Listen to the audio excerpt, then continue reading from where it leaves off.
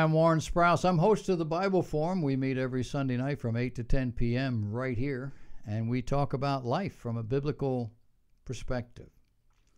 Tonight we're talking about the migration, the forced migration of peoples out of the rim around the eastern part of the Mediterranean, Syria, Iraq, Turkey, Libya, these kinds of places. We're watching them as they rush across the Mediterranean, or they come up the land bridge through Turkey, heading in the age-old path of over the Balkans into, hopefully, Hungary, through Macedonia, up that way. And they're trying to get there before Hungary finishes the fence to stop them. They estimate upwards of 300,000 people have crossed the Mediterranean just this year. The year's not out. It's only August. One of our presidential candidates, Carly Fiorina, made a statement right after 9/11 about Islam and about the last time this sort of thing happened. And what she espoused was conventional wisdom. I want to suggest to you an alternative. She was looking in those days at Islam as just another religious system, not a horrible monster that needed to have its head cut off, no pun intended. But she talks about Suleman the Great and how that he allowed a degree of peace and prosperity that had never been known, and how the Islamic world from 800 to 1600, which included the Ottoman Empire and the courts of Baghdad and Damascus and Cairo, how that Suleman the Magnificent encouraged people's learning, that it was an enlightened time and the rulers were enlightened, contributing to our notions of tolerance and of civic leadership. She said the Ottoman Empire was driven more than anything by invention. Its mathematicians created the algebra and algorithms that would enable the building of computers and the creation of encryption. And American technology would not exist without the contributions of Arab mathematicians. I would suggest to you that all you would have to do is to read history. Read the historical evidence of the numerous military conquests of Suleman and others to see that their tactics were largely the same as ISIS.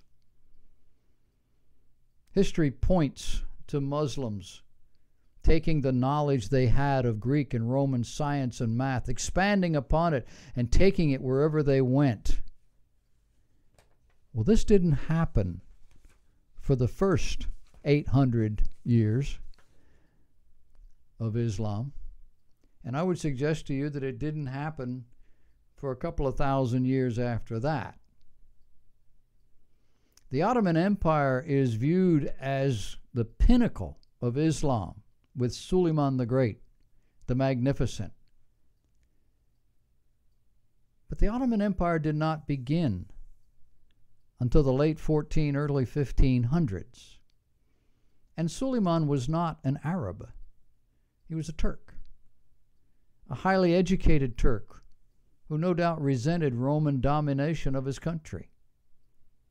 Islam's conquering of Constantinople is about the same time as the Italian Renaissance. Historians point to the abandonment of Constantinople over the years to the Islamic capture as a chief reason for this event. Academics and others fleeing the Muslim hordes and settling throughout Europe, initially Italy, bringing with them the knowledge they had. The Hagia Sophia in Turkey is history's pivot point between the old ways and the Renaissance. Hagia Sophia, holy, divine knowledge, also called now the Church of the Holy Wisdom or Church of the Divine Wisdom, is a cathedral originally a church built at Constantinople, which is now Istanbul, built by Constantine in the 4th century. The current Hagia Sophia was built in the remarkably short time of about 6 years, being completed in 537 A.D. Unusual for the period in which it was built, the names of the building's architects are well known, as is their familiarity with mechanics and mathematics. The original church on the site is said to have been built by Constantine on the foundations of a pagan temple. It was rebuilt after a fire in 404. The restored building was rededicated in 415. Muslims conquered what we now know as Turkey in the 15th century, the 1400s. Under Suleman, the Magnificent, or the Lawmaker, the Ottoman Empire reached the peak of its military and political power. Suleiman's armies conquered Hungary, over which the Ottomans maintained control for over 150 years. They've advanced as far west as Vienna. To the east, the Ottoman forces wrested control of Iraq and of Iran. In the Mediterranean, their navy captured all the principal North African ports, and for a time, the Ottoman fleet completely dominated the sea. By the end of Suleiman's reign, Ottoman hegemony extended over a great portion of Europe, Asia, and Africa. But Suleiman was not an Arab. Suleiman was what we call a Turk. And the men who followed him did nothing but rule over the decline of that empire.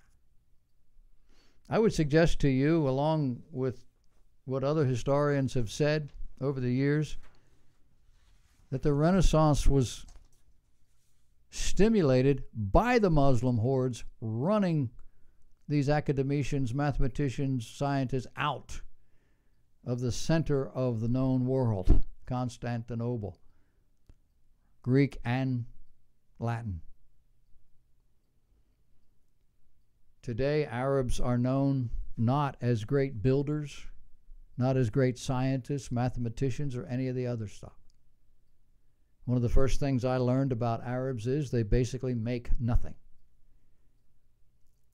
I received a prayer rug from my father-in-law when he was working in Saudi Arabia. And I said to him, I said, where did you get that? Did you buy? This was from the Saudis? He said, laughed. He said, Arabs make nothing. This is Persian from Iran. It's true. Don't confuse the historical event with the things that grew out of it and make them equal to each other. It's not always like that.